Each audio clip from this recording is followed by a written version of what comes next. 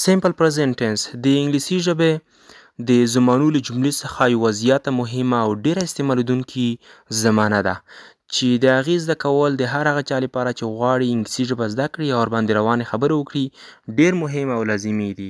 نو په دې ویډیو کې به انشاءالله موږ او تاسو په دې باندې خبرې کوو چې دا به زده کوو چې څنګه کولی شو په سیمپل پرزنټ ټنس باندې موږ تاسو جملې جوړې کړو او څنګه یوه جمله موږ او تاسو پیژندلی شو چې دا په سیمپل پرزنټ ټنس زمانه کې جوړه شوې ده.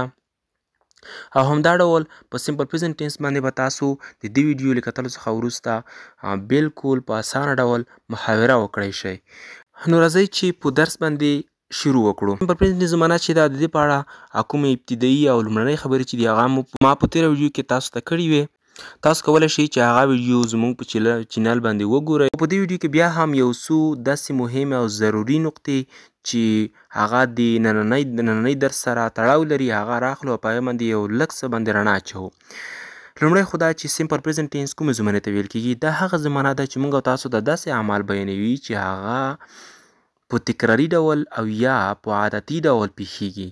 یعنې داسې کارونه چې هغه تکرارا او یا عادتا پیښیږي هغه موږ او تاسو د هغې لپاره سیمپل پرزنټ ټنس زمانه استعمالوو.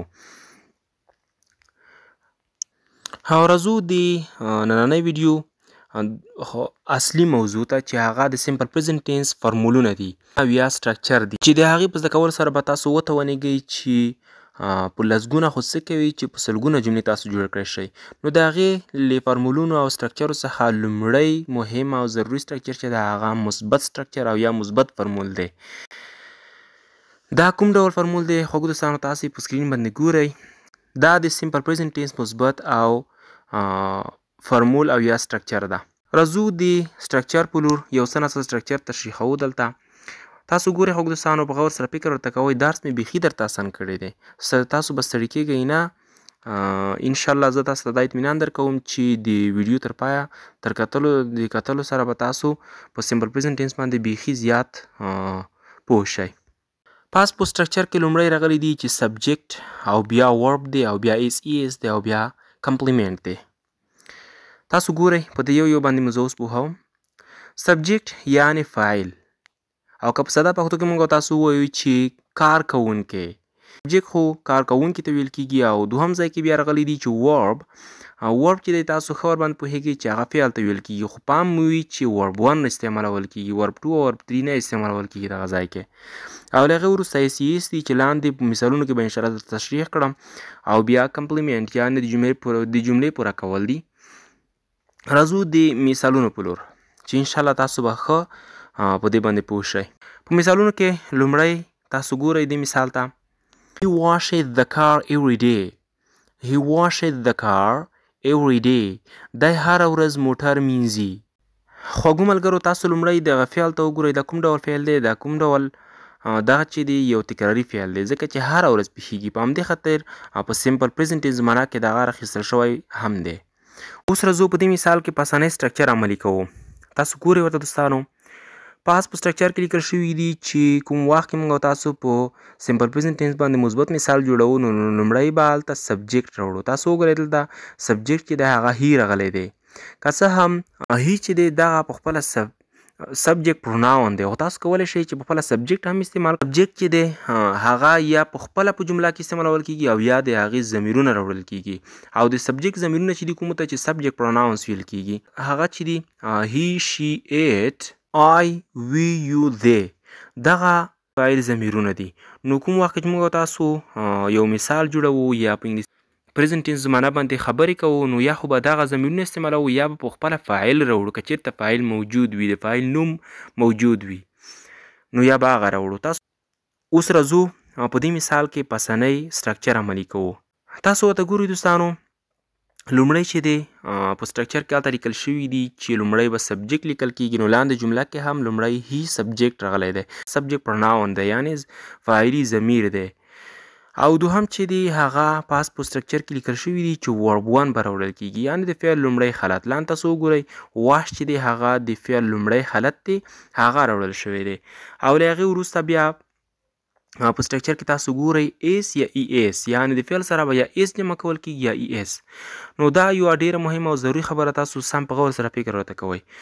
ښه دوستانو، په سیمپل پریزنټ ټینس کې مونږ او تاسو د ورب سره ایس یا ای ایس په هغه وخت کې اضافه کوو چې کله یوه جمله مثبته وي او د هغې فاعل سینګولر ناون وي، یعنی مفرد ناون وي. په هغه وخت کې مونږ او تاسو د جملې په اخر کې ایس یا ای ایس استعمالوو. نو دا خبره خو تاسو سم په ذهن کې در سره کښېنوله. اوس راځو ایس کله استعمالوو او ای ایس کله استعمالوو دې خبرې ته، چې دا یوه بله ډېره مهمه خبره ده. ایس چې دی تقریبا د هر فعل سره استعمالول کېږي، او ای ایس چې دی خوږو دوستانو هغه د یو څو خاصو فعلونو سره استعمالول کېږي. د کومو فعلونو په اخر کې چې ایس یا ډبل ایس یا ایس ایچ او یا سی ایچ یا ایکس او یا زیډ راغلی وي. دا حروف چې د کوم فعل په اخر کې راغلي وي د هغې سره ای ایس استعمالول کېږي، او د نورو ټولو فعلونو سره بیا ایس استعمالول کېږي. خو دا خبره بیا هم په ټینګار سره درته کوم چې جمله به مثبته او د هغې سبجیکټ چې دی هغه به سینګولر ناون وي. هغه حالت کې موږ او تاسو دغه ایس یا ایس استعمالولی شو. او هر چې منفي او یا سوالیه سټرکچر دی هغه انشاءالله چې را روانې دي درته په هغې کې موږ او تاسو نشو کولی چې بیا ایس یا ایس وکاروو. دې خبرې ته تاسو سم غور او فکر کوئ.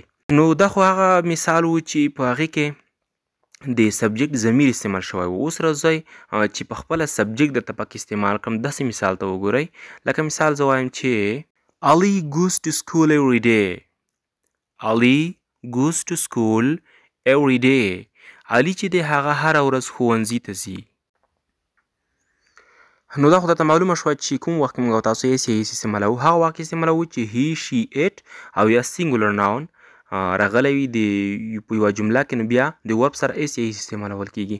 اوس راځو د جملې د هغه حالت ته چې په هغه کې ایس ای ایس نه استعمالول کېږي.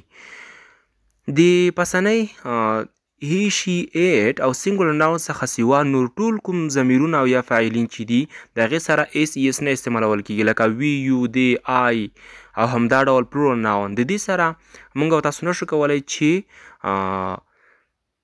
ایس یا ای ایس استعمال کړو د ورب سره. لکه د مثال په ډول we run every morning. مونږ هر سهار منډه وهو. دغه ځای کې تاسو فکر ورته وکړئ سبجیکټ چې دی هغه وی دی او وی چې دی هغه یو پلورل ناون دی، جمع نیم دی. نو په همدې خاطر ورب چې دی چې هغه رن دی د هغې سره ایس یا ای ایس نه دی راغلی. نو دا خو انشاءالله بیخي درته واضحه شوه. بیخي څه هم مخکې شاید درته مشکله وي، خو انشاءالله زه مطمئن یم چې اوس درته بیخي اسانه خبره شوه. او همدا قسم که چیرته د وی موږ او تاسو له دغه ځایه لرې کړو چې سبجیکټ پروناون دی او د دې په ځای په خپله فاعلین راوړو، خو جمع فاعلین. لکه موږ وایو چې احمد and محمود run every morning. دغه ځای کې بیا تاسو وګورئ له رن سره ایس ایس نشئ استعمال ده. ولې؟ ځکه چې مخکې دوه اسمونه راغلي او جمع نوم دی، په همدې خاطر دلته ایس یا ایس استعمال نشو. نو دغه خوږو دوستانو د سیمپل پریزنټ ټینس هغه مثبت سټرکچر هر وخت زه هڅه کوم چې ویډیو لنډه جوړه کړم، کوچنۍ جوړه کړم تاسو مانه نه شئ، خو بیا هم ډېر مې وبښئ چې ویډیو راڅخه بیخي اوږده شي. په کار خو دغه وه چې ما درته ټول سټرکچر یې په همدې ویډیو کې خلاصې کړی وای، خو بیا هم یو څه ناڅه تشریحي لاړم او تشریحي ویډیو مې درته جوړه کړه. امید ده چې تاسو به ستړي شوي نه وئ او هغه نور کوم سټرکچر چې دي هغې ته تاسو انشاءالله په راتلونکي کې په تمه اوسئ. هغه په نورو ویډیوګانو کې په تشریحي او مفصل ډول درته جوړومه. نو دا ویډیو په همدغه ځای باندې بس ده. ما ته اجازه راکړئ او تاسو لوی الله مل شه.